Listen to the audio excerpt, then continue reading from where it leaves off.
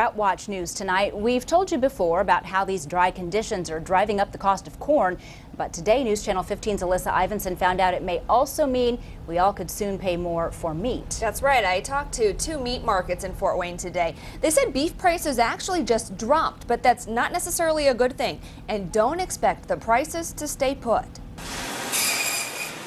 Didier Meats cuts and delivers meat to more than 400 businesses around the region. A lot of white tablecloth places that want the higher grade products. But that's getting harder to get. When we order a choice or prime product, even at this market right now, we're being shorted 50% of the beef. Sales manager Gary Rowland says multiple suppliers make sure they meet their customer demands. But why the shortage? It all comes down to corn. It's the corn that they want to feed them. That's what gives them the marbling, and you're going to see less of that because it's too expensive to feed them. Corn affects everything, and corn's going up right now. So it's kind of scary, but we'll just ride it out and see what happens. It's a trickle-down effect. The drought damaged crops. Cost of corn went up, and so did the price to raise cattle.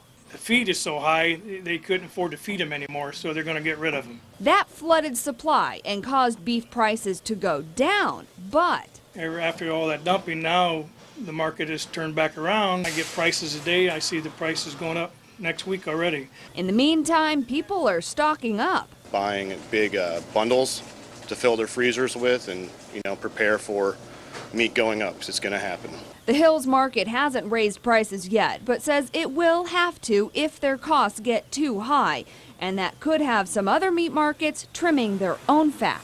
Maybe you think you need to hire somebody, you don't hire somebody, because we try to keep our cost figure down because you only can pass off so much. It's hard to say just how much meat could go up, but it's safe to say at least some of it will eventually be passed on to the consumer.